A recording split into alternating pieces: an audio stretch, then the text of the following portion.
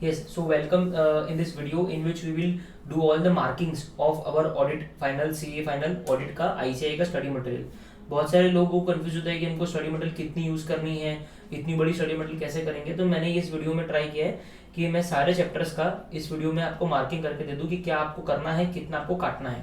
ठीक है, भले आपने हमारे लेक्चर्स नहीं भी देखे हो तो आपको ये हेल्प होगा। ठीक है, सो अभी हम लोग चैप्टर नंबर 2 पे है, audit planning strategy and execution. ठीक है, इसमें बेसिकली ये कमेंसिंग एंड ऑडिट को काटना है। मैं ना रीजन नहीं दूंगा क्योंकि वो सब हमारे लेक्चर्स में डिस्कस्ड है, या आपको सिर्फ मार्किंग शो कर रहा हूँ। ठीक है, सो कमेंसिंग एंड ऑडिट ये आपको काटना है पूरा। ठीक है, benefits advantages of planning in an audit of financial statement 1.1 जो है, मैं इसको ऐसे डिनोट करूंगा 1.1।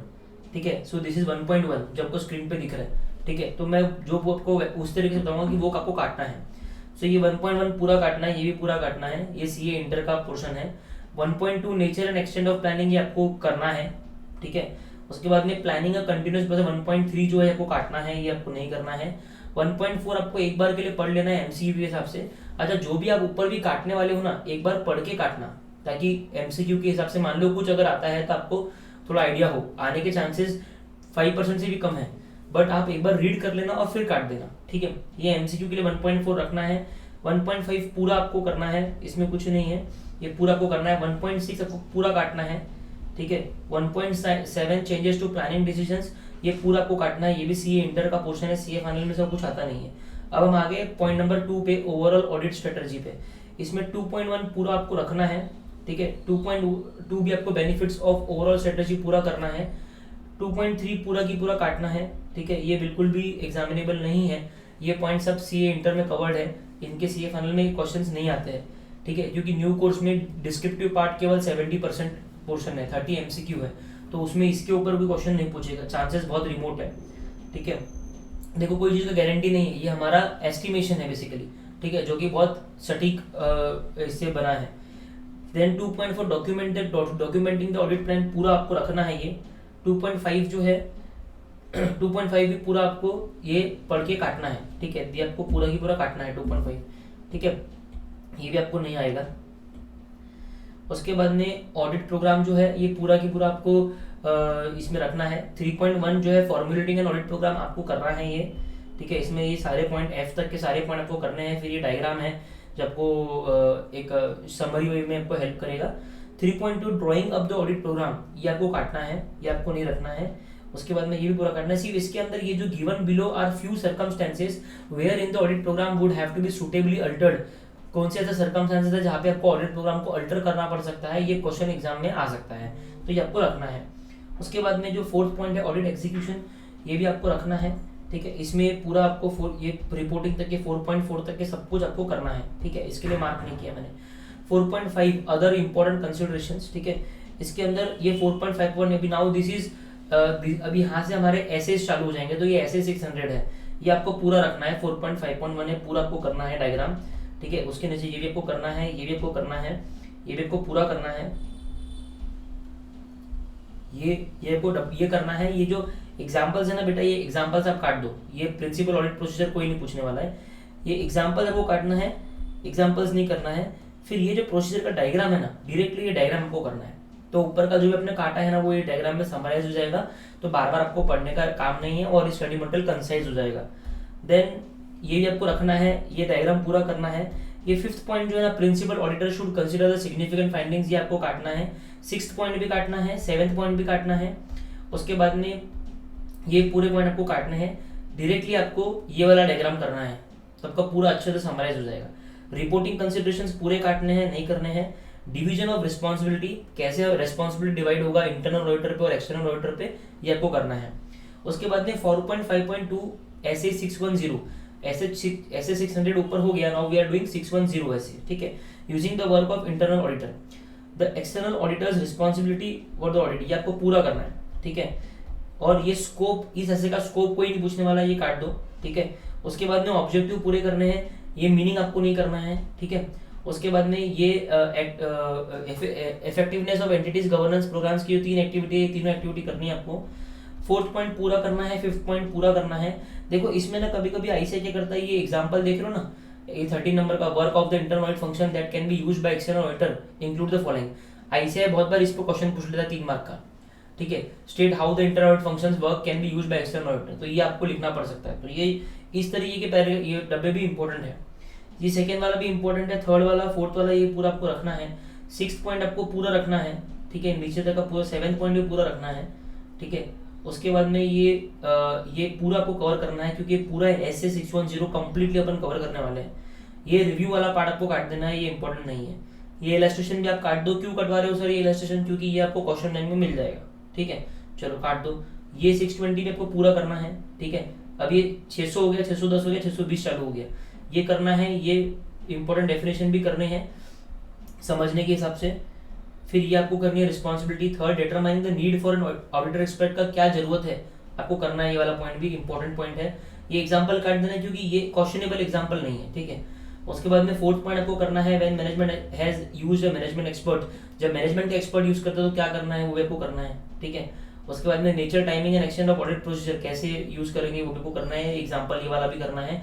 6th पॉइंट आपको काट देना है, अदर मैटर्स दैट में भी रेलेवेंट इंक्लूड। इसमें आपको ये 4-5 पॉइंट जो मैंने मार्क किए, इनके एग्जांपल्स नहीं करना है, ये एग्जांपल्स नहीं करने आपको, ये एग्जांपल नहीं करने हैं, लेकिन ये पॉइंट बुलेट्स करने, 3 बुलेट है, तीनों बुलेट कर लेना, ठीक है। उसके बाद में evaluating the objectivity of an auditor's external expert, ठीक है। इसकी ऑब्जेक्टिविटी क्या है उसके लिए आपको ये भी आपको पूरा क्वेश्चन करना है, ये भी करना है, ये भी आपको पूरा करना है।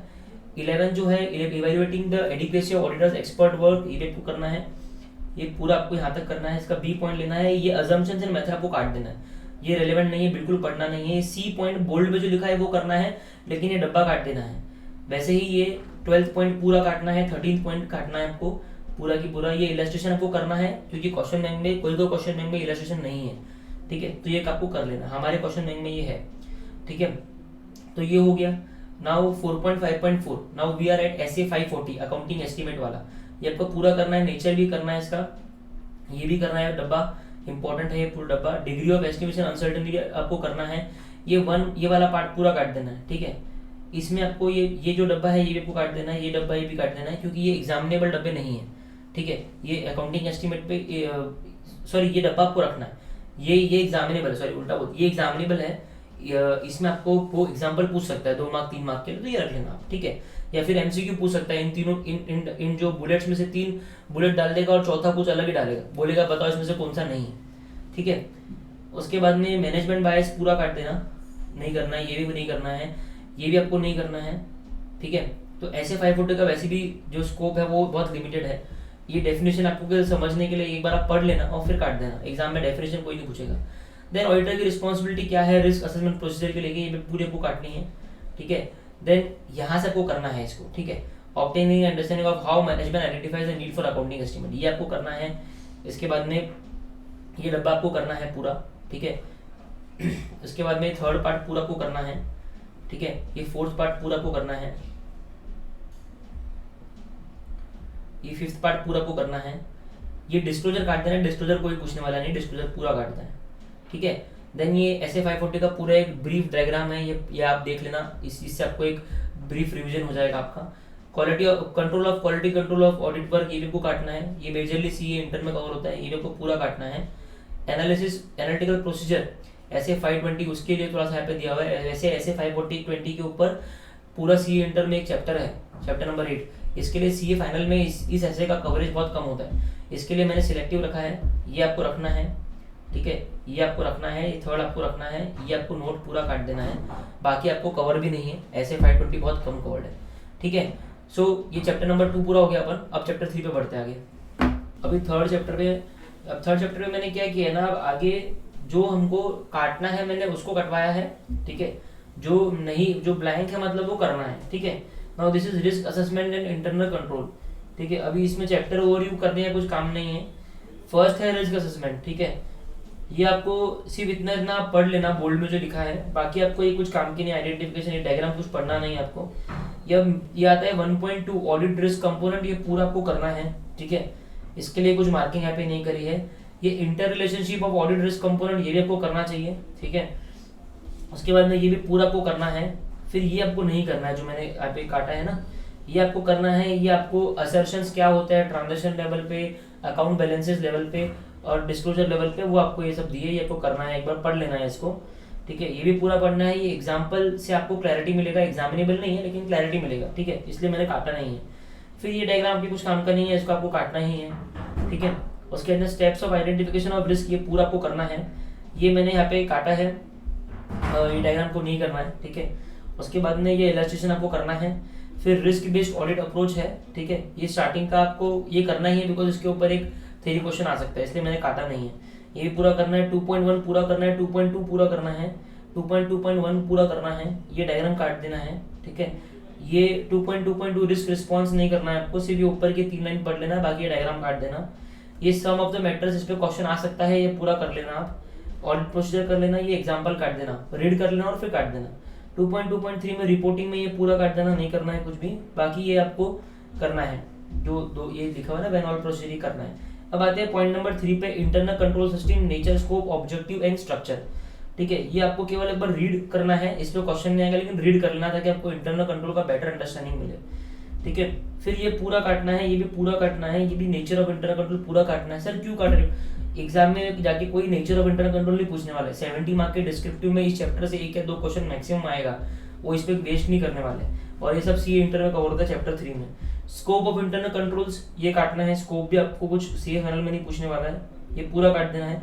Objectives of internal control system आपको करना है, इसके लिए मैंने कुछ मार्क नहीं किया है, ठीक है। ये भी पूरा करना है, ये पूरा करना है, ये पूरा करना है, ये स्ट्रक्चर भी पूरा करना है, ठीक है। 3.4.2 पूरा करना है, 3. फिर ये एडिक्वेसी, ये पूरा करना है आपको, 3.4.4 पूरा करना है, 4.5 पूरा करना है। अब कंपोनेंट्स ऑफ इंटरनल कंट्रोल, इसमें 4.1 पूरा करना है, ठीक है, ये पूरा FG पूरा आपको करना है, इसमें एग्जाम में पूछ सकता है। 4.2 में ये एग्जाम्पल नहीं करना है, बाकी ये पढ़ना जरूर से है। फिर ये जो ब्लू बॉक्स है इसके ऊपर क्वेश्चन आ सकता है रिस्क के ऊपर, ठीक है, तो ये करना है। 4.3 कंट्रोल एक्टिविटीज पूरी करनी है, कोई डाउट ही नहीं है। 4.4 जो है ये पूरा करना है IT को लेके जो अपने है। अब मॉनिटरिंग ऑफ कंट्रोल्स अपने को सिलेक्टिवली करना है, ये नहीं करना है, ये भी नहीं करना है, ये भी नहीं करना है, इंटरनल चेक भी नहीं करना है, इंटरनल चेक पे नीचे क्वेश्चन आने वाले हैं, ठीक है। अब ये फॉलोइंग आर तो ऑब्जेक्टिव, तो इंटरनल चेक के ऑब्जेक्टिव के ऊपर क्वेश्चन पूछ सकता है, इसके लिए मैंने इसको रखा है, ये करना है, ये पूरा करना है आपको। ये जनरल कंडीशंस पूरी करनी है अप्रेजल की। फिर ये इंटरनल ऑडिट 2 सेकंड वाला पॉइंट नहीं करना है। Review of the system of internal control आपको नहीं करना है, ये पूरा को काटना है, इस पे क्वेश्चन नहीं बन सकता है, ये पूरा काटना है, पूरा काटना है, ये कोई प्रॉब्लम नहीं है, पढ़ लेना, पढ़ के काट देना। Internal control assessment and evaluation, ठीक है, ये बेसिकली आपको पूरा करना है। उसके बाद में 6.1 पूरा काटना है, टेक्निक्स पूरा नहीं काटना, तो क्वेश्चनर की टेक्निक आपको काटना है, ये पैराग्राफ नहीं पढ़ना है, ये वाला पैराग्राफ भी नहीं पढ़ना है, ये वाला भी नहीं पढ़ना है, ये ब्लू बॉक्स जरूर से पढ़ना है, तो ये मार्क कर लो। फिर क्वेश्चनर आपका यहाँ से चालू होगा, ये नीचे की 4 पैराग्राफ भी पढ़ने हैं, तो क्वेश्चनर पे लिखोगे तो बस इतना आपको लिखना है, इनफ है। उसके बाद में चेकलिस्ट पूरी करनी है, चेकलिस्ट का कोई प्रॉब्लम नहीं है। उसके बाद में ये आपको काट देना है। फिर फ्लो चार्ट में ये पैराग्राफ करना है, ये वाला ब्लू बॉक्स करना है, बाकी फ्लो चार्ट पूरा काटना है, फ्लो चार्ट और कुछ भी नहीं करना है, ये पूरा फ्लो चार्ट काटना है, ठीक है। ये हमको सिर्फ इन्फॉर्मेशन के लिए दिया हुआ है, ये पूरा आपको काट देना है, ठीक है, ये भी आपको नहीं करना है, कुछ भी नहीं करना है इसमें से। Now we will come to point number 7, reporting to the clients on internal control weaknesses, ठीक है, ड्यूरिंग द कोर्स। अभी ये जो है ये पूरा आपको करना है, ठीक है। उसके बाद में ये जो पैराग्राफ है मैंने काटा नहीं, सिर्फ पैराग्राफ पे आप मार्किंग कर दो, ये पैराग्राफ नहीं पढ़ने हैं, ये सब काटना है, ठीक है। ये बॉक्स पढ़ना है, ये बॉक्स पढ़ना है। फिर आता है फ्रेमवर्क ऑफ इंटरनल कंट्रोल, ये भी बहुत सिलेक्टिवली करना है, इसको आपको काटना है, ये भी पूरा काटना है, ये भी पूरा काटना है, ये भी पूरा काटना है। 8.1 ये पूरा ये काटना है। ये सब ये मैं क्यों कटवा रहा हूँ मालूम कि ये जो कॉस्को इंटरनल कंट्रोल वगैरह है ना, ये मेजरली आपको समझाने के पर्सपेक्टिव से है। अभी न्यू कोर्स में इनके क्वेश्चंस बहुत कम देखने को मिलते हैं, ठीक है। इसको क्या है, एक बार आप पढ़ लेना, MCQ के लिए अगर आया तो आया, बट डिस्क्रिप्टिव में ये नहीं आएगा, और आएगा तो हम लिखेंगे नहीं, क्योंकि देखो ये बात समझना जरूरी है कि ऑडिटिंग में हमको स्मार्ट वर्क करना है, नहीं तो पढ़ने जाओगे तो समंदर है, कुछ लर्न भी नहीं कर पाओगे, ठीक है। तो जहाँ पे प्रोबेबिलिटी कम है आपको काटना है। अगर आपको जरा सा भी मन में आ रहा होगा सर इतना क्यों काट रहे हैं, ठीक है, जो ऑथर की बुक आप यूज कर रहे हो उसमें इससे ज्यादा कटा होगा। हम एटलीस्ट स्टडी मटेरियल से पढ़ेंगे तो हम कंटेंट तो लॉजिकल पढ़ेंगे, टेक्निकल वर्ड्स पढ़ेंगे सारे, तो ये इनमें MCQ अगर कुछ आया तो आया, लेकिन डिस्क्रिप्टिव के चांसेस कम है, और आया तो भी हम लिखने वाले नहीं है, क्योंकि इनको लर्न करने जाओगे ना तो इंपॉर्टेंट चीज आप कुछ लर्न नहीं कर पाओगे, तो ये स्मार्ट वर्क करना जरूरी है। तो 8.1 में ये पूरा काटो आप, ये भी कुछ नहीं करना है। सिर्फ ये कॉस्को फ्रेमवर्क के जो 3 ऑब्जेक्टिव्स है ना वो आपको मैंने मार्क करा है कि ये आ सकते हैं एग्जाम में, ठीक है ना।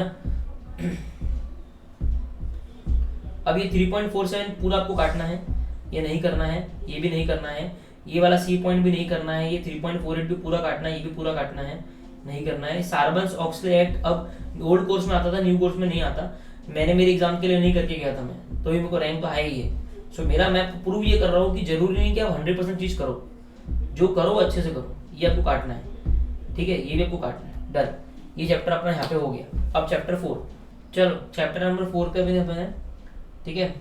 अभी नीचे करता हूँ, ये चैप्टर ओवरव्यू पढ़ना नहीं है, ये सब मतलब टाइम पास है। ये की फीचर्स भी नहीं पढ़ना है, पूरा 1 वाला टॉपिक काटो, ये भी पूरा काट दो, ये भी पूरा काट दो, नहीं करना है इसको, ठीक है, ये भी काट दो। अभी पॉइंट नंबर 2 में आ जाओ, ठीक है, ये आपको नहीं करना है एग्जाम्पल वाला, ये डायग्राम आपको पढ़ लेना है, ठीक है, ये आपको पूरा काट देना है। अब पॉइंट नंबर 3 आता है understanding and documenting automated environment. Now this is thing अपन जो करना है, ये जो मैंने राइट मार्क के ये करना है, ये एग्जाम्पल आप काट दो, ये आपको नहीं करना एग्जाम्पल, ठीक है, इसे समझाने के हिसाब से, ठीक है, ये डायग्राम भी आपके काम का नहीं है। अभी consideration of automated environment at each phase of audit cycle, this is also important, ये पूरा करना है अपने को, ठीक है, ये एग्जामिनेबल पॉइंट है, ये भी पूरा करना है। इसके नेक्स्ट पेज, ये प्लानिंग एग्जीक्यूशन एंड कंप्लीशन, ये भी पूरा करना है, ठीक है। पॉइंट नंबर 5 पूरा करना है, ठीक है, ये पूरा राइट मैंने मार्क कर रखा है, ये भी करना है, ये भी करना है, ये भी आपको करना है, ठीक है। पॉइंट नंबर 6 भी करना है, माने मार्किंग नहीं के मतलब करना है, ये पूरा करना है आपको। ये इलस्ट्रेशन काट दो, जनरल आईटी कंट्रोल्स करना है पूरा, ये भी इलस्ट्रेशन आपको काटना है, एग्जामिनेबल नहीं है। ये करना है, आईटी डिपेंडेंट कंट्रोल्स भी देखना है, ये भी देखना है। इवेल्युएटिंग रिस्क, ये भी करना है, डायरेक्ट एएलसीज करना है, इनडायरेक्ट एएलसीज करना है, उनके एग्जांपल्स भी देखना है, ये भी पूरा करना है अपने को। और ये विसल ब्लोअर का भी करना है, process level risk and control भी करना है, ये डायग्राम आपको काट देना है, ठीक है। इसके बाद में ये डायग्राम भी आपको पूरा काटना है। उसके बाद में आता है using relevant data analytical procedure, ठीक है, ये पूरा आपको करना है, ये भी करना है। 9th वाला जो है अलग अलग फ्रेमवर्क्स के बारे में बोला हुआ, ये भी आपको पूरा अच्छे से करना है, इस पर क्वेश्चन चाहे तो आ सकता है। चैप्टर 4 हो गया, अब चैप्टर 5 पे मिलेंगे। अब देखो ये जो कंपनी ऑडिट का चैप्टर है ना, ये मैंने पूरा एनालाइज कर लिया, ठीक है, और मेरे हिसाब से ना इस चैप्टर में कुछ भी छोड़ने लायक नहीं है। इस चैप्टर बहुत बहुत ही अच्छा चैप्टर है ये, इसके अंदर सभी कुछ करने लायक है, मतलब मैंने कोई चीज़ मैंने काटा नहीं है, ना ही मैंने मेरे लेक्चर में उसको कवरेज में कम किया है, मैंने एक्सटेंसिवली इस चैप्टर को किया है। आप भी इस चैप्टर को करना, सिर्फ ध्यान में रखना है कि आपके अंडरलाइंस बहुत इंपॉर्टेंट है इस चैप्टर में, तो अपने अंडरलाइन सोच समझ के करना है, क्योंकि नेक्स्ट टाइम जब आप रिवाइज करोगे तो आप केवल अंडरलाइंस पढ़ने वाले हो। तो कुछ कुछ चीज़ें इसमें सेंटेंसेज है जो आपको केवल एक्सप्लेनेशन के लिए दिए हुए हैं, वो आप काट सकते हो। आपको केवल आप कोई भी पर्टिकुलर पॉइंट आप जो चीज़ पढ़ रहे हो, लाइक राइट ऑफ लीन पढ़ रहे हो, या पावर ऑफ ऑडिटर पढ़ रहे हो, या ड्यूटीज ऑफ ऑडिटर पढ़ रहे हो, या डिविडेंड के ऊपर पढ़ रहे हो, तो जहाँ पे जो भी इंपॉर्टेंट लाइन है उसको आप मार्क करके रखो, वही इस चैप्टर में स्ट्रेटजी है। तो कुछ भी काटने लायक इस चैप्टर में नहीं है। तो हम डायरेक्टली चैप्टर 6 की तरफ आएंगे। चैप्टर 6 ऑडिट रिपोर्ट, ठीक है, इसमें क्या है वो देखते हैं। इंट्रोडक्शन तो पूरा काटना है, ठीक है, ये काट दो, ये टेबल से वैसे ही है क्योंकि नीचे आप पूरा पढ़ने वाले हो, तो ये काट दो। नाउ ये ऐसे 700 में ऑब्जेक्टिव पढ़ना है आपको, ये पर्पस पूरा काटना है, ठीक है, ये फॉर्मिंग एन ओपिनियन भी काटना है, नॉट रेलेवेंट। बेसिक एलिमेंट्स ये पूरे पढ़ लो, ये सीक्वेंस पढ़ लो एक बार, सीक्वेंस एग्जाम में पूछ सकते हैं, ठीक है। फिर इनमें से जो जो भी इंपॉर्टेंट एलिमेंट है वही मैं आपको नीचे करवाऊंगा। टाइटल काट दो, एड्रेस ही काट दो, ऑडिटर्स ओपिनियन काट दो, ठीक है, ये पूरा काट दो। बेसिस फॉर ओपिनियन रखना है, 5th गोइंग कंसर्न रखना है, ये टेबल आपको पूरा पढ़ना है, गोइंग कंसर्न पूरा रहेगा। इलस्ट्रेशन आप पढ़ के काट देना, की ऑडिट मैटर रहेगा, 7 भी रहेगा, 8 भी रहेगा, पूरा की पूरा एज इट इज, ये पूरे रहेंगे। उसके बाद में ये पूरा रहेगा, 9th भी रहेगा। अब ये काटना है, अदर रिपोर्टिंग काटना है, सिग्नेचर काटना है, डेट प्लेस सब कुछ काटना है, ये पूरा काट देना है, ठीक है। Auditors report prescribe by law regulation भी पूरा काटना है, ये पूरा कंप्लीटली काटना ही है आपको। 3.54 जो है वो करना है अपने को, ठीक है, ये करना है। 3.5 सप्लीमेंट्री इन्फॉर्मेशन भी करना है पूरा, ठीक है। ये जो डायग्राम है ये पूरा आप देख लेना, ठीक है। उसके बाद में ऐसे 701 ये करना है, ये पूरा करना है अपने को, नीचे तक करना है, की ऑडिट मैटर्स जो है पूरा करना है, कंप्लीटली करना है। इलस्ट्रेशन पढ़ लेना, डायग्राम आपके अंडरस्टैंडिंग के लिए बहुत अच्छा रहेगा। 705 ये भी आपको पूरा करना है, ठीक है, इसमें भी कुछ छोड़ना नहीं है, एग्जामिनेबल चीज़ें हैं। इलस्ट्रेशन सारे पढ़ लेना, पढ़ के काट देना, जो क्वेश्चन बैंक में होंगे। ये एडवर्स ओपिनियन ये भी रखना है, इलस्ट्रेशन भी पढ़ लेना, ठीक है। डिस्क्लेमर ऑफ ओपिनियन भी करना है, ये इलस्ट्रेशन भी पढ़ लेना। 5.5 इनएबिलिटी, अगर सफिशिएंट एविडेंस नहीं आप ले पाता तो क्या कॉन्सिक्वेंसेस रहेंगे, ये भी पूरा करना है। ये कंप्लीटली पूरा करना है, इसमें से कुछ काटना नहीं है अपने को, ठीक है। उसके बाद में आता है आपका ये पूरा करना है, ये भी करना है, ये इलस्ट्रेशन काम का है। ये भी करना है, what is the basis of modification, क्या बेसिस आपके मॉडिफिकेशन का, ये भी एग्जामिनेबल है, ये रखना है, ये भी रखना है पूरा। कम्युनिकेटिंग विद दोस्त विद गवर्नेंस भी करना है अपने को, ये डायग्राम पूरा पढ़ लेना, आपको फ्लैश रिविजन के लिए काम आएगा। एम्फेसिस द मैटर पैराग्राफ पूरा कंप्लीटली करना है, बहुत बार क्वेश्चन इस पे आते हैं तो मैं इसको जस्ट आगे बढ़ा रहा हूँ।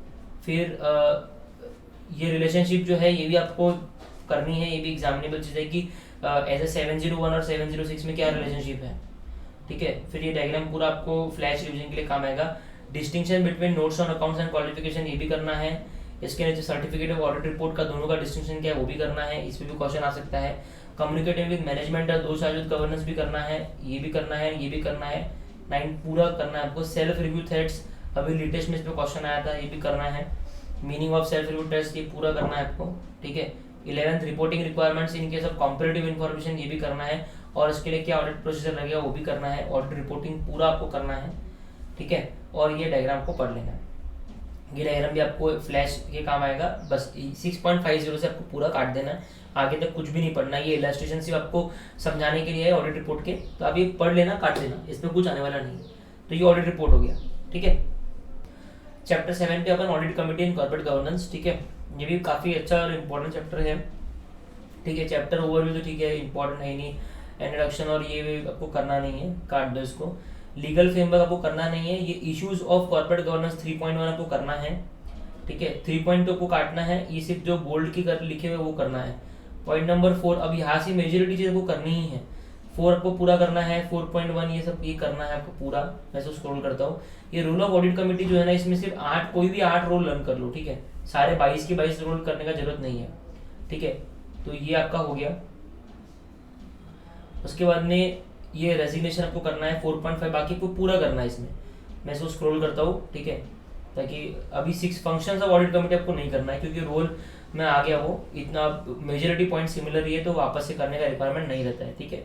तो सिर्फ करना है तो ये ऊपर ये वाला सिर्फ आपको कर लेना है, जो सबसेक्शन 4 है ना, ये एवरी ऑडिट कमेटी शैल एक्ट, पहला वाला जो है ना वो वही करना है।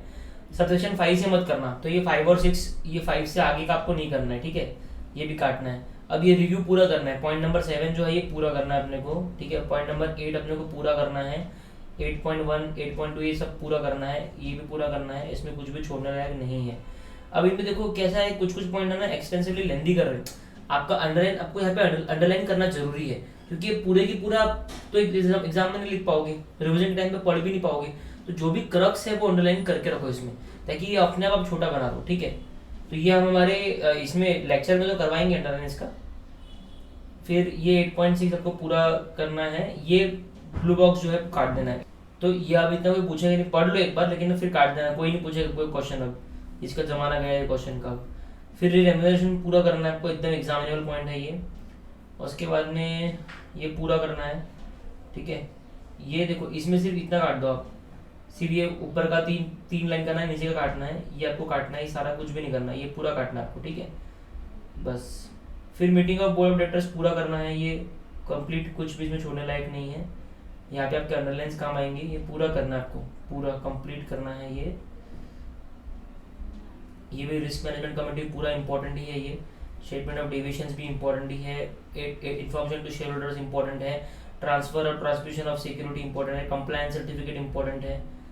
उसके बाद में ये ब्लू बॉक्स भी इंपॉर्टेंट है, डिस्क्लोजर इंपॉर्टेंट है, मैंने पूछे जाता है एग्जाम में डिस्क्लोजर भी, ठीक है। अदर डिस्क्लोजर काटना है, अदर डिस्क्लोजर के अंदर अपने को सिर्फ रिलेटेड पार्टी वाला ही डिस्क्लोजर करना है, बाकी नहीं करना है कुछ भी, ठीक है। और फिर ये डायग्राम आपको ओवरऑल समझाने के हिसाब से रहेगा, 23, 24 भी करने हैं, ठीक है। एंड ये केस सीरीज काटनी है, और आगे से ये पूरा फिर इसके आगे काट देना है, ठीक है। चैप्टर 7 यहाँ पे हो जाता है, चैप्टर नंबर 8 देखेंगे। सो अभी हमें चैप्टर नंबर 8 पे audit of consolidated financial statements, ठीक है। इसमें क्या क्या करना है वो देखते हैं। ये सब इंट्रो छोड़ना है आपको, ये इंट्रोडक्शन काटना है पूरा, ठीक है। ये भी आपको काटना है, ये भी इंट्रोडक्शन ही है, बस पढ़ लेना और काट देना, ठीक है। ये इंपॉर्टेंट है, 1.1 एक बार कर लेना, MCQ इस पे आ सकता है, ठीक है। 1.1 is important.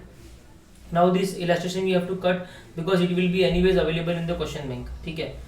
Responsibility of the parent, point number 2 important है, point number 3 is also important, ठीक है।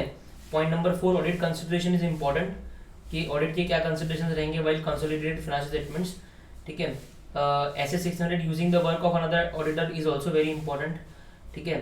नाउ ऑडिट ऑफ कंसोलिडेशन ये भी इंपॉर्टेंट है, इस पर क्वेश्चन भी होगा क्वेश्चन बैंक में, ठीक है, ये भी इंपॉर्टेंट है, तो इसमें कुछ छोड़ने लायक चीज़ नहीं है, ठीक है, ये पूरा इंपॉर्टेंट है। अब इसमें आप कुछ कुछ अपने अंडरलाइंस करके इंपॉर्टेंट लाइन्स को अंडरलाइन कर लो, बाकी काट दो, वो आपका खुद का पर्सनल जजमेंट है, ठीक है। ये आपको पूरा करना है, ये भी करना है आपको, ठीक है। Now special permanent consolidation adjustments भी करना है, और करंट एडजस्टमेंट्स आएगा वो भी आपको पूरा करना है, ठीक है।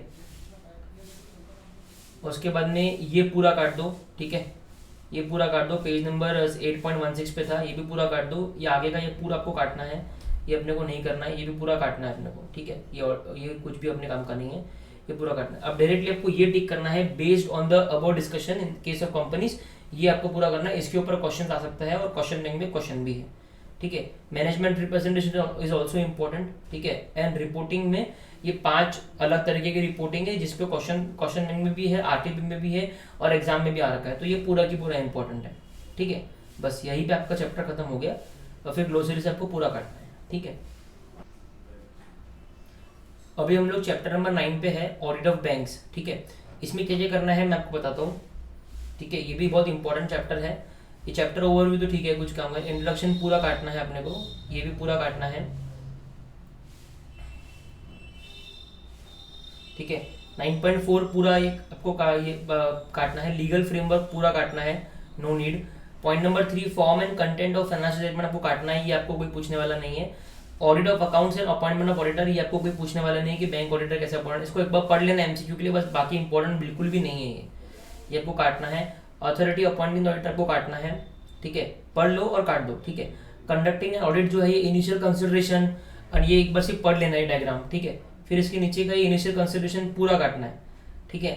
उसके बाद में अंडरस्टैंडिंग पूरा काटना है, पढ़ लो और काट दो, इसके ऊपर क्वेश्चन नहीं बनेगा, क्वेश्चन इस पे बनेगा, understanding the risk management process, तो इसको आपको टिक करना है, ये आपको करना है।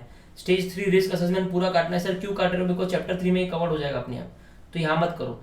स्टेज 4 एग्जीक्यूशन काट दो, कोई नहीं पूछने वाला आपको कि बैंक ऑडिट कैसे एग्जीक्यूट होगा, रिपोर्टिंग भी काट दो, ठीक है। ये सब हम लोग कैलकुलेटेड कॉल ले रहे हैं, नोबडी इज भगवान हियर टू डिटरमाइन, बट क्या है उसको यूजेबल बनाने के हिसाब से हम लोग ये कर रहे हैं, ठीक है। पूरा करने जाओगे तो वैसे भी याद नहीं आएगा, तो रेलेवेंट करो।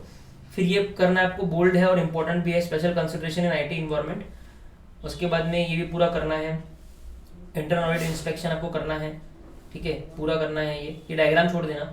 फिर ये पूरा करना है आपको, ये पूरा करना है, clearings, bills for collections, bill purchased, loan से एडवांसेज, ये पूरा इन पे स्पेसिफिक क्वेश्चन आ सकता है। क्रेडिट कार्ड ऑपरेशंस पे क्वेश्चन 10 बार आ चुका है, एग्जांपल कर दो। Compliance with CRR and SLR requirements बहुत इंपॉर्टेंट है, बिल्कुल करना है, कोई डाउट ही नहीं है, ठीक है। अब इसमें कैसा है बच्चों, देखो एग्जाम में ये आएंगे भी ना, तो इनमें क्या है आपको 5 या 6 पॉइंट ही लिखने हैं, तो ये आप ध्यान में रखो कि कोई भी चीज़ में अगर 8, 10, 12 पॉइंट है तो आपको पूरे 12 लर्न नहीं करना है, केवल 6 इंपॉर्टेंट लर्न करने हैं, बाकी कुछ भी नहीं। वेरिफिकेशन ऑफ एसेट, ठीक है, इसमें आपको ये पूरा करना है, ठीक है। इसमें ये पूरा आपको कैश एंड बैंक का पूरा पार्ट कवर करना है, कोई डाउट नहीं है। इन्वेस्टमेंट भी पूरा करना है, ठीक है। इसमें अलग अलग इसमें अब जैसे ये है, ठीक है, एग्जामिनेशन ऑफ वैल्यूएशन, इसमें कोई भी 3 या 4 पॉइंट लर्न कर लो, पूरा करने का जरूरत नहीं है, ठीक है। देन ये पूरा को करना है, इसमें कुछ काटना नहीं है, ये पूरा इंपॉर्टेंट है। देन देखो इसमें ये चीज़ आपको काटनी है, सॉरी, हाँ, example 3 which is page number 9.26, ठीक है। एग्जाम्पल 3 पूरा काटना है, इसके नीचे का पूरा ये काटना है, 9.27 पेज नंबर पे भी ये पूरा काटना है, ये एग्जामिनेबल नहीं है, पूछा नहीं जाएगा आपको, ठीक है। आप डायरेक्टली यहाँ पे आ जाओगे ड्राइंग पावर कैलकुलेशन पे, ठीक है। ये which is page number 9.28 drawing power calculation करना है, अकाउंट विद टेम्पररी डेफिशिएंसीज करना है आपको। उसके बाद में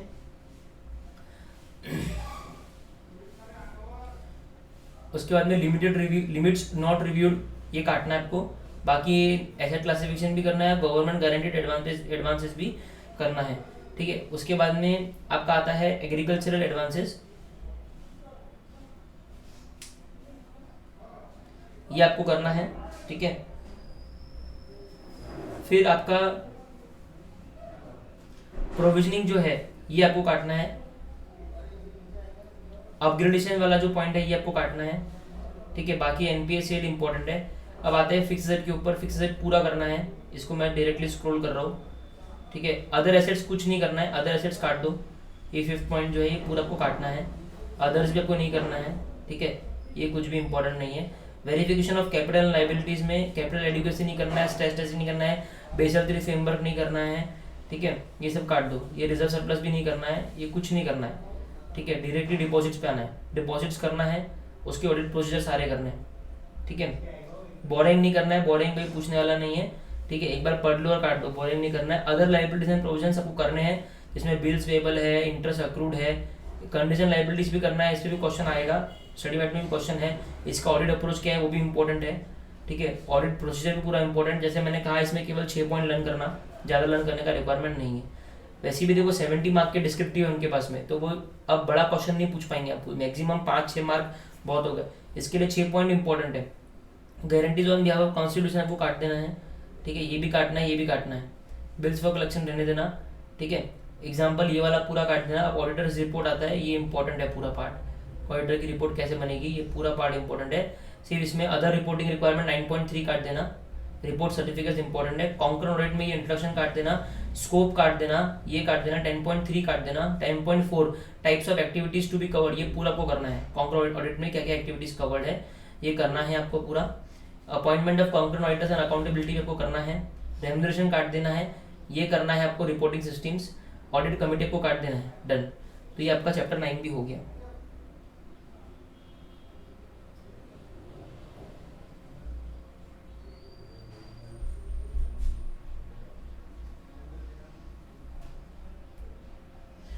अब आते हैं हम लोग चैप्टर नंबर 10 के ऊपर, ऑडिट ऑफ इंश्योरेंस कंपनीज, ठीक है। ये आपको पूरा करना है। इसमें क्या क्या काटना है आपको बताता हूँ मैं।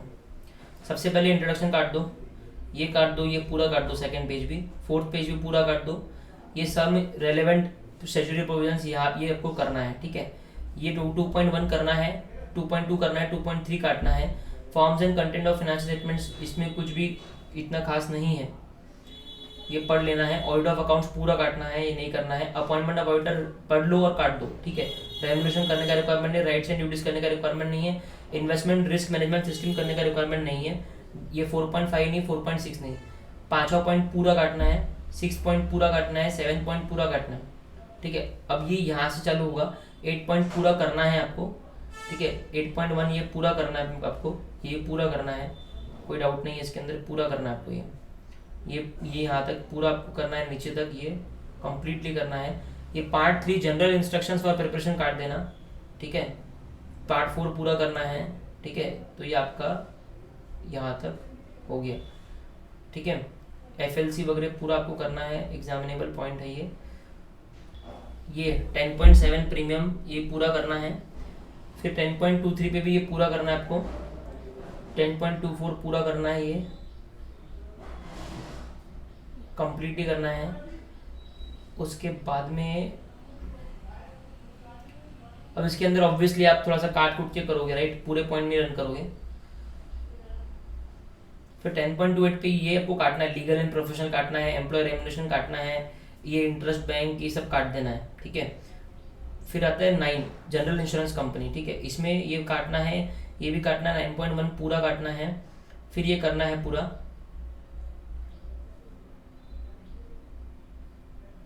ये पूरा करना है अपने को, ये भी पूरा करना है।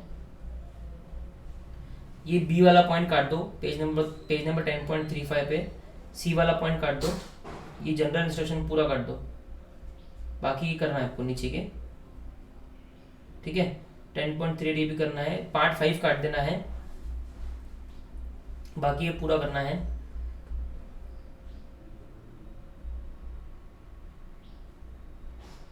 ये पूरा करना है अपने को नीचे तक।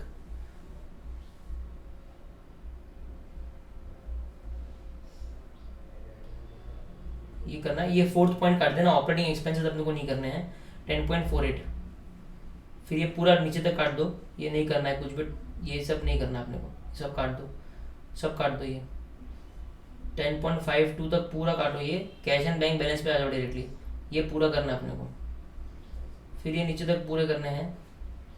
फैकल्टेटिव इंश्योरेंस, री इंश्योर, ये प्रपोर्शनल ट्रीटीज ये पूरा करना है, फिर री इंश्योरेंस इनवर्ड, री इंश्योरेंस आउटवर्ड ये भी पूरा करना है। ठीक है, ये हो गया आपका पूरा, नीचे तक पूरा आपको ये कवर करना है। और 10th पॉइंट जो कंटेंट ऑफ ऑडिट रिपोर्ट है पेज नंबर 10.62 ये पूरा आपको काटना है, कंटेंट कोई नहीं पूछने वाला अपने को। ठीक है, ये पूछेगा तो भी नहीं लिख पाएंगे। डन, तो ये आपका इंश्योरेंस भी हो गया। अभी चैप्टर नंबर 11 जो है ऑडिट ऑफ एनबीएफसी, उसका मेरा पूरा लेक्चर मैंने यूट्यूब पे डाल रखा है, तो उसकी मार्किंग्स आपको मेरे लेक्चर से आप डायरेक्टली ले सकते हो। ठीक है, मैं डायरेक्टली जंप कर रहा हूँ और chapter number 12 audit under fiscal laws. So देखो ये स्टार्टिंग है, ये चैप्टर बहुत इंपॉर्टेंट है एग्जाम पॉइंट ऑफ व्यू से। ये चैप्टर दो पार्ट में बटा है, एक पार्ट इसकी रिपोर्टिंग रिक्वायरमेंट्स है और सेकंड पार्ट इसका चेकलिस्ट है कि उस रिपोर्टिंग रिक्वायरमेंट्स को स्क्रूटनाइज आप कैसे करोगे। ठीक है, तो मेजरली दो चीज इस चैप्टर में है। ठीक है, ये चैप्टर ओवरव्यू काटना है, इंट्रोडक्शन काटना है, ये काटना है। ठीक है, audit of public trust important है, इसके ऊपर क्वेश्चंस बन सकते हैं, इसको रहने देना है आपको। ठीक है, अब ये जो प्रिलिमिनरी है, अब इनमें सब में 3-3 4-4 पॉइंट ये वो करने हैं, तो बचे पॉइंट आप अपने हिसाब से काट लो, जो भी 3 इजी पॉइंट है वो सिर्फ आपको करना है। रूटीन चेकिंग में भी यही करना है, अकाउंटिंग प्रिंसिपल्स पूरा काटना है। ठीक है, ये आपको इस चैप्टर में नहीं पूछा जाएगा, और एनेक्सर से तो ऑडिट रिपोर्ट पूरा काटना है। 2.2 पूरा आपको काटना है, कुछ आपका इंपॉर्टेंट नहीं है। ये आपको करना है कि 44 ABB और 44 AE जो हमारे इनकम टैक्स के सेक्शंस है, ठीक है, उसमें क्या क्या है, ये कभी कभी एग्जाम में फिस्कल लॉ में क्वेश्चन पूछा जाता है। ठीक है, उसके बाद में ये पूरा करना है। ठीक है, अभी यहाँ पे जो इट में भी नोटेड वगैरह ये सब जो लाइन्स है ना, इट में भी नोटेड एंड ऑल, ठीक है, यहाँ पे हमको ध्यान में रखना है कि ये ना एग्जाम पॉइंट ऑफ व्यू से ये नहीं रहता है, ये रहता है आपको एडिशनल अंडरस्टैंडिंग देने के लिए। तो इस पे आपको एमसीक्यू बन सकता है, ठीक है, या उसके ऊपर कोई छोटा सा केस लॉ 2-3 मार्क का बन सकता है। तो ये इट में भी नोटेड और ये जो नीचे भी इट में ऑल्सो भी नोटेड वगैरह जो है ना, ये इतना आपको लर्न नहीं करना है, इसको आप समझना है सिर्फ। ठीक है, कि एग्जाम में अगर कोई 1 मार्क का एमसीक्यू आ गया तो मैं इसको कैसे सॉल्व करूंगा। ठीक है, उसके बाद में एप्लीकेबिलिटी ऑफ टैक्स प्रोविजंस, ये आपके अंडरस्टैंडिंग के लिए आपको पढ़ लेना है। उसके बाद में एक्सप्लेनेशन सारे काटने हैं, क्लॉज सी आपको पढ़ना है। ठीक है, ये पूरा आपको पढ़ना है, ये एग्जाम्पल आपको पढ़ लेना है एक बार। ठीक है, अभी टैक्स ऑडिटर कौन रह सकता है उसके बारे में इन्फॉर्मेशन एमसीक्यू पर्सपेक्टिव के लिए ये इंपॉर्टेंट है। ठीक है, उसके बाद में ये पूरा एमसीक्यू के लिए इंपॉर्टेंट है, आप लिख दीजिए, पूरा कंप्लीटली एमसीक्यू के लिए इंपॉर्टेंट है। इसमें 2-3 मार्क का कोई केस लॉ बन गया तो बन गया, लेकिन ये काट नहीं सकते आप, क्योंकि इसके ऊपर एमसीक्यू डेफिनेटली बन सकते हैं। ठीक है, तो ये आपको अच्छे से करना है। स्पेसिफाइड डेट वाला पार्ट भी आपको अच्छे से करना है। उसके बाद में आईसीडीएस का जो 3.2 है, इसके ऊपर आपको पता है क्वेश्चन बनते हैं, तो ये भी अपन को पढ़ना है। अभी ऑडिट प्रोसीजर हमको नहीं करना है, ये पूरा आपको काटना है। 4th पॉइंट, अभी 5th पॉइंट है ऑडिट रिपोर्ट, ये आपको पढ़ना है। इसके अंदर 3CA क्या होता है, 3CB क्या होता है, 3CD क्या होता है वो बताया है। ये जो है 12.19 पेज नंबर पे, ये सिर्फ पढ़ के काट देना, इंपॉर्टेंट नहीं है, पढ़ लेना। ये फॉर्मेट भी काट दो, कुछ काम का नहीं है। ये जनरल डिस्कशंस जो है ना, ये सब एमसीक्यू के लिए इंपॉर्टेंट है। ठीक है, बहुत हो गया तो 2 या 3 मार्क का क्वेश्चन इसके ऊपर से आएगा, तो ये आपको एकदम लर्न नहीं करना है, सिर्फ एमसीक्यू के लिए आपको पढ़ के निकाल देने हैं। और जो भी इनमें इंपॉर्टेंट क्रक्स वर्ड है उसको अंडरलाइन कर लो या यहाँ पे बाजू में लिख दो। ठीक है, ताकि आपको वापस रिविजन करते समय आप पूरा ना पढ़ो। ठीक है, ये भी आपको एमसीक्यू के लिए इंपॉर्टेंट है, ये आपको पूरा काटना है। ठीक है, ये भी कंप्लीट आपको काटना है। ठीक है, उसके बाद में ये भी एमसीक्यू के लिए इंपॉर्टेंट है, जनरल डिस्कशंस। ठीक है, ये भी आप यहाँ पे लिख लो, एमसीक्यू के लिए इंपॉर्टेंट है ये भी। ठीक है, इसमें भी बाजू बाजू में क्रक्स के जो इंपॉर्टेंट पॉइंट्स है उस पैराग्राफ के वो लिख देना। अब फॉर्म 3CD आता है। ठीक है, ये फॉर्म 3CD है, ये आपको पूरा ही करना है। फॉर्म 3CD में कुछ भी मैं कटवा नहीं सकता आपको। ये अब आपको मैं एक चीज़ ये बोल रहा हूँ कि हर क्लॉज में कुछ लाइंस इंपॉर्टेंट है, बाकी कुछ लाइंस इंपॉर्टेंट नहीं है आपको समझाने के लिए। अब आपको बाइफरकेट करना है और जो इंपॉर्टेंट लाइन है उसी को अंडरलाइन करना है, ताकि रिवीजन के टाइम पे आप पूरा क्लॉज फिर से ना पढ़ो। जहां तक बात चेकलिस्ट की है, ये जो चेकलिस्ट है, जैसे मैंने ये कहा, ये चैप्टर 2 पार्ट में बटा है। एक उसकी रिपोर्टिंग रिक्वायरमेंट्स, क्लॉज नंबर 4 का रिपोर्टिंग रिक्वायरमेंट, और एक उसकी नीचे की चेकलिस्ट है। तो आपको चेकलिस्ट पूरी नहीं करनी है, जैसे इसमें तो केवल 3 पॉइंट है, लेकिन आगे आप चेकलिस्ट देखोगे जहाँ पे 12-12, 13-13 पॉइंट एक चेकलिस्ट में होंगे, वहां पे आपको केवल 6 पॉइंट, हर चेकलिस्ट में 6 पॉइंट करना है, क्योंकि मैक्सिमम 6 मार्क के लिए वो पूछा जा सकता है।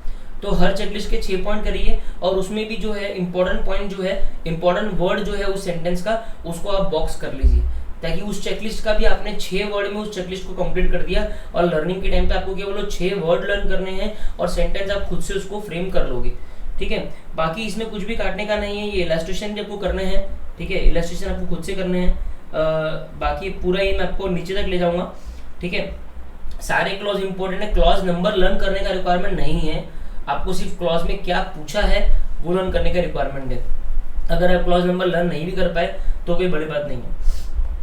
चलो मैं इसको अभी नीचे स्क्रॉल कर लेता हूँ।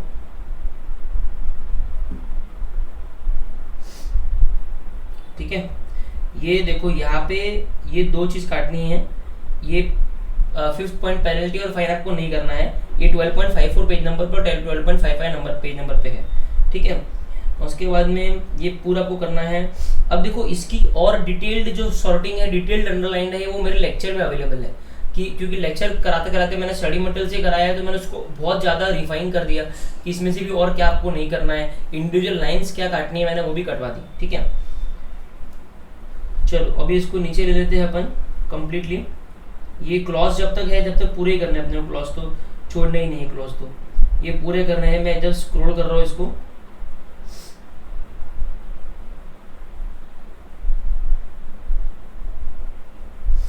बस यहाँ तक पूरा करना है। ये code of ethics and other matters जो है, revision and text audit report जो है, ये पूरा यहाँ पे आपके क्लॉज 44 खत्म होता है, ये क्लॉज 44, ठीक है। और यहाँ पे आपको एक revision and text audit report के ऊपर ऑलरेडी क्वेश्चन है, ठीक है। और ये एक लास्ट पॉइंट है आपका, बस ये चैप्टर यहाँ पे खत्म हो गया। तो बेसिकली ऊपर का मैंने थोड़ा रिफाइन कराया है, बाकी क्लॉजेस तो पूरे ही करने हैं, ठीक है। और हमारा समरी चार्ट भी आएगा, तो उसमें भी हमने इसके क्लॉजेस को काफ़ी रिफाइंड वे में लिखा है, तो उससे वो काफ़ी हेल्प होगा, ठीक है। अभी हम लोग आते हैं चैप्टर नंबर 13 के ऊपर।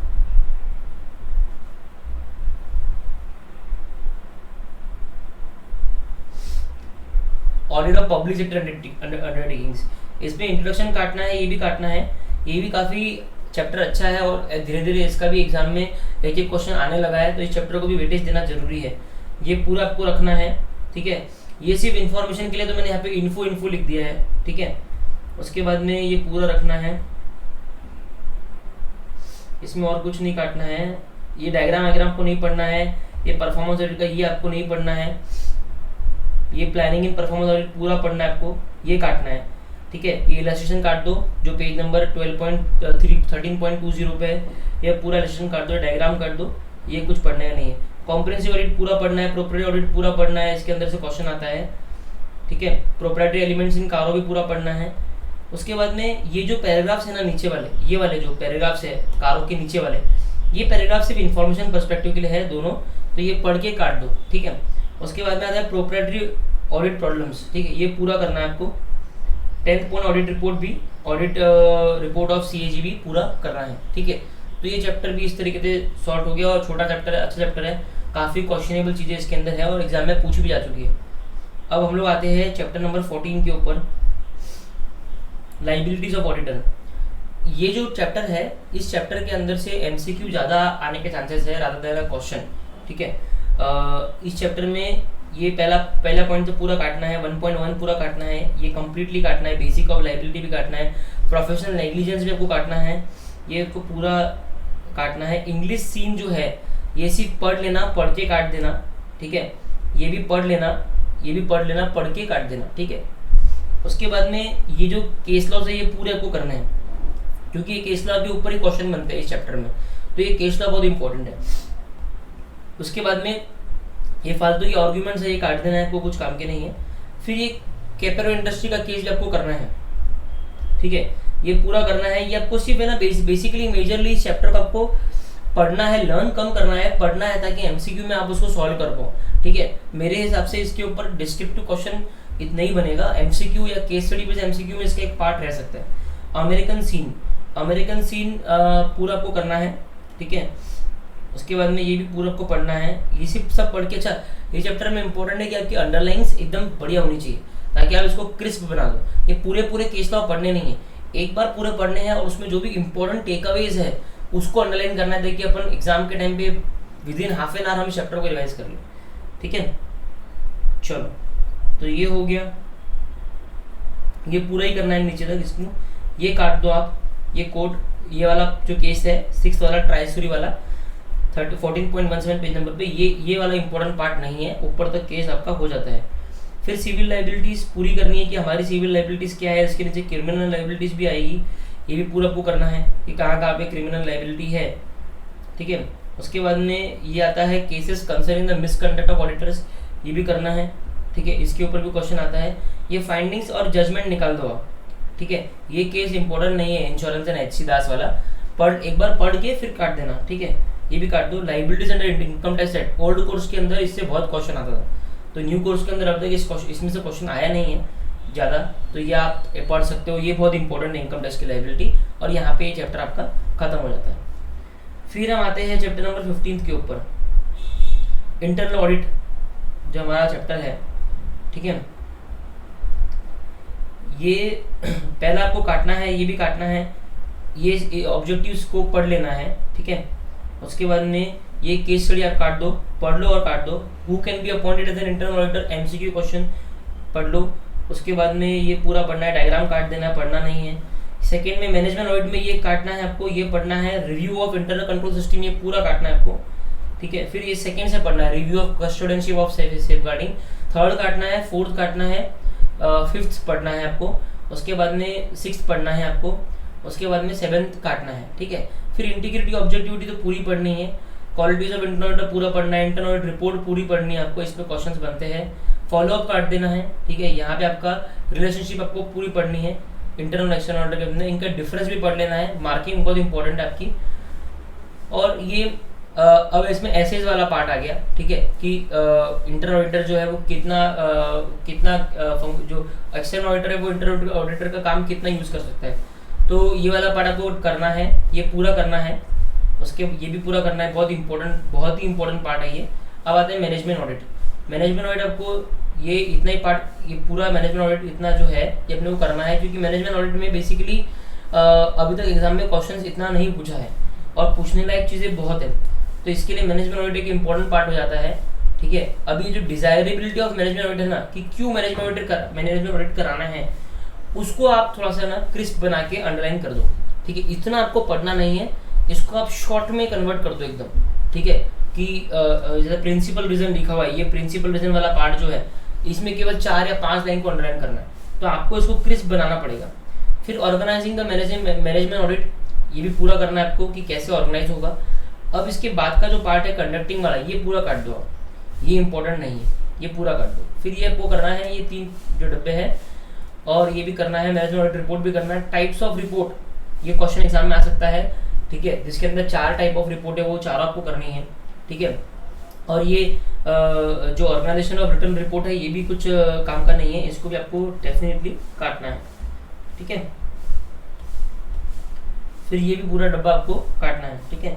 नाउ बिहेवियरल एस्पेक्ट्स, ये आपको इंपॉर्टेंट पार्ट है। ओल्ड कोर्स में बहुत क्वेश्चन इस पे आते थे, न्यू कोर्स में क्या पता क्वेश्चन इस पे आया नहीं है, ये बहुत इंपॉर्टेंट क्वेश्चन ओल्ड कोर्स में था, ठीक है, तो ये कर लेना आप। फिर ये MCQ के लिए रेलेवेंट है, यहाँ पे MCQ लिख दीजिए। ये भी MCQ के लिए रेलेवेंट है, यहाँ पे MCQ लिख दीजिए। ये ऑपरेशन ऑडिट पूरा काटो, ये वाले पार्ट काट दो। अब 8.1 से ऑपरेशन ऑडिट पे बहुत सारे क्वेश्चन बैंक में ऑलरेडी है, तो ये सभी इंपॉर्टेंट हो जाते हैं। ऑपरेशन ऑडिट पूरा कंप्लीटली इंपॉर्टेंट है और ICAI का फेवरेट टॉपिक है। ऑपरेशन ऑडिट पे ही क्वेश्चंस RTP में और इसमें आपको मिलेंगे।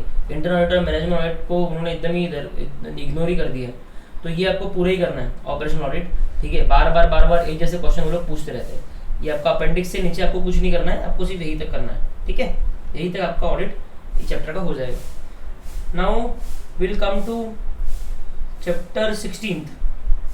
ये ड्यू डिलीजेंस फॉरेंसिक ऑडिट वाला पार्ट है। सबसे पहले हम लोग ड्यू डिलीजेंस वाला यूनिट करने वाले हैं। ओवरव्यू काटना है, सेकंड डिफरेंस भी काटना है, थर्ड ये पूरा काटना है, फोर्थ क्लासिफिकेशन जो है वो करना है आपको, ये पूरा करना है फिर, ठीक है। फिर इसमें नीचे तक आपको करना है और अब यहाँ से आपको काटना है। ये work approach to due diligence काटना है, ये आपको कोई नहीं पूछने वाला, ये पूरा ये काट दो। 6th आपको करना है, 6th पॉइंट डेफिनेटली करना है। 7th पॉइंट काट दो, ठीक है। एग्जाम्पल्स है, 4-5 एग्जाम्पल्स पढ़ लो और बाकी काट दो, फिर आपको कुछ करना नहीं, ठीक है। तो ये पहला यूनिट हो गया आपका। Now will come to the unit number 2।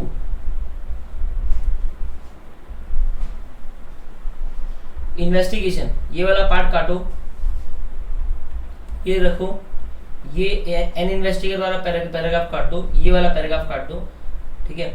उसके बाद में स्टेप्स करनी है, ये काटना है आपको, ये काटना है, ये काटना है, ये काटना है, ठीक है।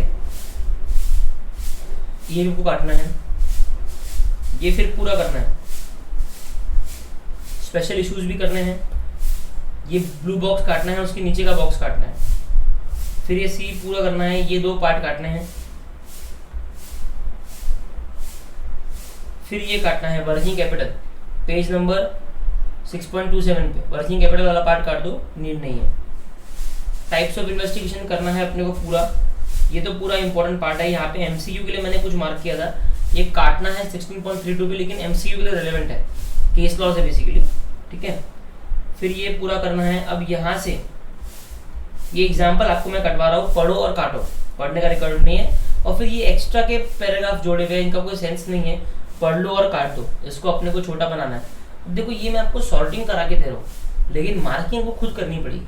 सॉर्टिंग से क्या है कि आपका जो स्टडी मटेरियल है वो 70% तक शॉर्ट हो जाएगा। 70% जो आप पढ़ोगे, 30% तो शॉर्ट हो गया, 70% जो पढ़ोगे उसमें मार्किंग करके आपको उसको 50% 40% पे लेके आना। फिर ये इन्वेस्टिगेशन पूरा आपको करना है, ये एग्जाम्पल काटना है, ये एग्जाम्पल काटना है, ये सिंस से लेके मैंने आगे तक काटा है, ठीक है। और फिर बाकी आपको ये पूरा जो है करना है, सिर्फ 6.7 काटना है, ठीक है। Now will come to 16.3 forensic audit, ठीक है। फॉरेंसिक ऑडिट ओवरव्यू काट दो, ये काट दो। फिर ये करना है आपको डेफिनेशन सारे, ये डेफिनेशन सारे करने हैं।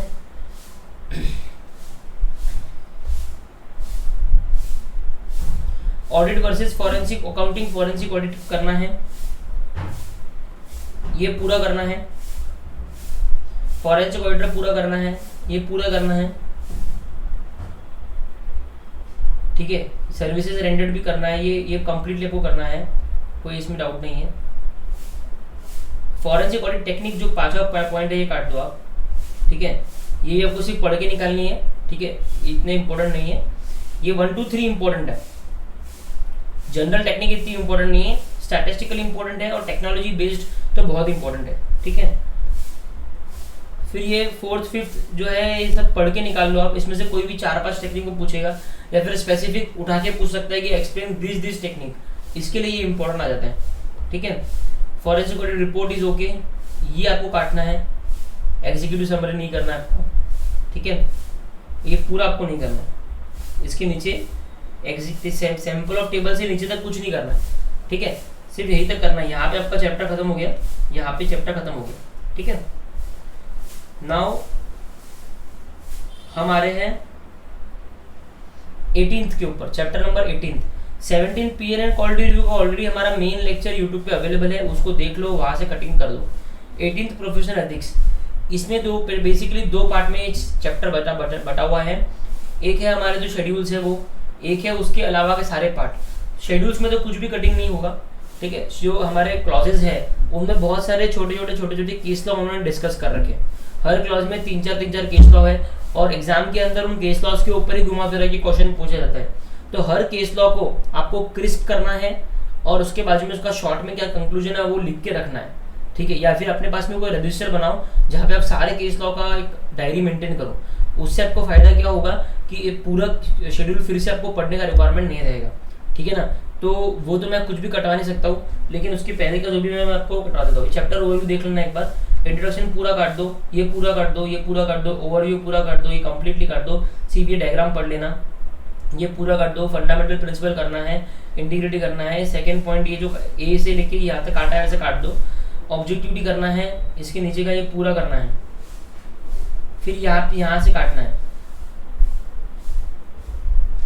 ठीक है। 18.8 से काटना है, 18.9 से प्रोफेशनल बिहेवियर काट देना है, ये कुछ काम का नहीं है, ये कंप्लीटली काट। थ्रेड्स करना है अपने को, ये काटना है, ये पूरा काटना है। एग्जाम्पल्स कुछ नहीं करना है, ये पूरे काटने हैं आपको, ठीक है। उसके बाद में ये पूरा काटना है, कंप्लीटली नहीं करना है। ये NCLR वगैरह कुछ नहीं करना है, NOLR वगैरह, सिर्फ यहाँ से चालू करना है आपको। Provisions of confidentiality under the chartered accountants act, ये करना है अपने को। ये थर्ड पॉइंट जो है मेंबरशिप ऑफ द इंस्टीट्यूट, तो पूरा इंपॉर्टेंट पार्ट है, ये बिल्कुल भी काटे लायक कुछ नहीं इसके अंदर, ठीक है। 4th chartered accountants in practice, ये सिर्फ पढ़ लेना, ये इंपॉर्टेंट नहीं है, ये सिर्फ बताया हुआ है COP क्या होता है एक्सेट्रा एक्सेट्रा। इलस्ट्रेशन तो डेफिनेटली करने हैं, 4.2 करनी है, 4.3 करनी है, ये काट देना आपको, ठीक है, इसमें से सिर्फ आपको 8 याद रखने हैं। मैंने राइट साइड में यहाँ पे लिखा है, सिर्फ 8 याद रखने हैं इसमें से, बाकी कुछ नहीं करना है। ठीक है, इतने से आपको पढ़ने की जरूरत नहीं है। एग्जाम्पल काट दो, ये भी काट दो, ये इलास्ट्रेशन कर लो, ये काट दो, ये काट दो, ये इंपॉर्टेंट है, ये रहने दो। अदर क्वालिफिकेशंस काट दो, उसके नीचे के दोनों पैराग्राफ काट दो। Maintenance of branch accounts, branch offices important है, क्वेश्चन इस पे आता है, कितने किलोमीटर तक ब्रांच ऑफिस आप रख सकते हो। ठीक है, तो ये पूरा करना है अपने को। KYC नॉर्म्स भी करनी है। उसके बाद में ये आ गया आपका डिसिप्लिन। ठीक है, ये पढ़ लेना, और फिर ये आपका अदर मिसकंडक्ट वगैरह आ गया, और आपके शेड्यूल सब चालू हो जाएंगे।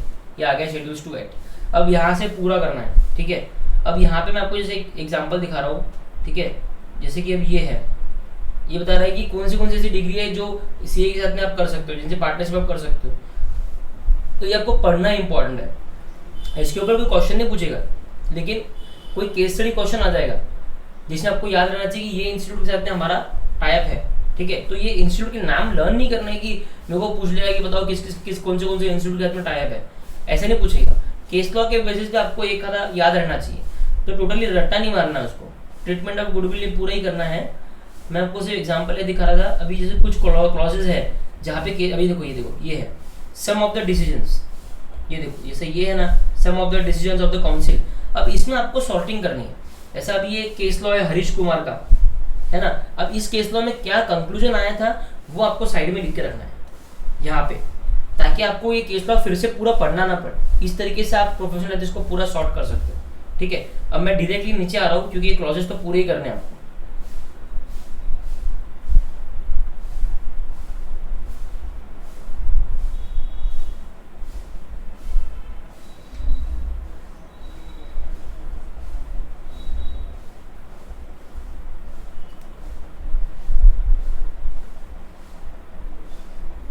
अब देखो मैं ये क्लॉजेस के नीचे आ रहा हूँ। ठीक है,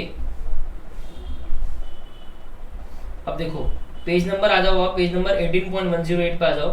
ठीक है, और ये यहाँ से ये काट दो, नीचे रेगुलेशन वाला पार्ट अपने को नहीं करना है। ठीक है, फिर ये करना है, ये करना है, ये पूरा करना है। फिर ये यहाँ से काटो, ये 2 पॉइंट काटो, चैप्टर 3 चैप्टर 4 काट दो 18.113 पे। फिर ये करना है अपने को पूरा।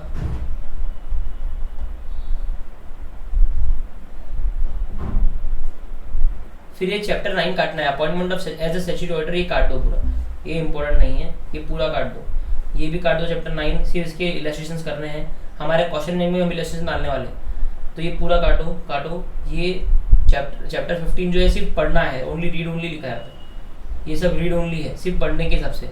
फॉर्म्स ऑफ नेटवर्क पढ़ना अच्छे से करना है, ये पूरा अच्छे से करना है। फिर ये एथिकल कंप्लायंस पूरा काट दो। ये कंसेंट ऑफ द क्लाइंट, ठीक है, इसमें 4-5-6 रन कर लो मैक्सिमम। ठीक है, ये लोगो गाइडलाइंस पूरी काटो। लोगो गाइडलाइंस सिर्फ पढ़ना है आपको, ओनली ये पढ़ना है सिर्फ। इसके ऊपर क्वेश्चन नहीं बन पाता, लेकिन आप पढ़ना है। अगर कोई MCQ आ गया है तो ठीक है, काटने के बाद एक बार पढ़ लेना बस। ये काट दो। काउंसिल गाइडलाइंस एडवर्टाइजमेंट के लिए जो है ये पूरी काटो, क्योंकि नीचे हम उसको करने वाले कवर। ये काट दो, ये काट दो, इसको भी काट दो। अभी वेबसाइट, ठीक है, वेबसाइट पूरा अच्छे से करना है, वेबसाइट के ऊपर क्वेश्चन आता है। ठीक है, फिर ये काटो पाटना वाला, ये आपको वो कोई पूछेगा नहीं, स्टाइल बताओ क्या स्टाइल से लिखोगे करके, ये काट दो। ये ऑनलाइन थर्ड पार्टी करना है, ये काटना है अपने को। इसमें क्या है, एप्लीकेशन बेस्ड सर्विस प्रोवाइडर, ये काटना है। 7 काटना है, 8 काटना है, 10th काटना है, 10.1 काटना है, 10.2, 10.3, 10.4 पूरा काटना है। एनेक्चर 1 बिल्कुल भी नहीं करना है, ये पूरा नॉन इम्पोर्टेंट पार्ट है। इसके नीचे का सब नॉन इम्पोर्टेंट है। ठीक है, तो ये थोड़ा सा मैंने सॉर्टिंग करने का ट्राई किया प्रोफेशनल एथिक्स को। Thanks for watching this video. And हमारा जो CA फाइनल का ऑडिट लेक्चर है उसमें ये पूरा हम लोग स्टडी मटेरियल से पढ़ा रहे हैं, हर एक चैप्टर। और SS को हम लोग अलग तरीके से पढ़ा रहे हैं। SS को हम लोग पूरा हमारे जो चार्ट्स है उसके थ्रू एंड क्वेश्चन बैंक, तो डायरेक्ट हमारा मेन फोकस SS के ऊपर क्वेश्चन बैंक है।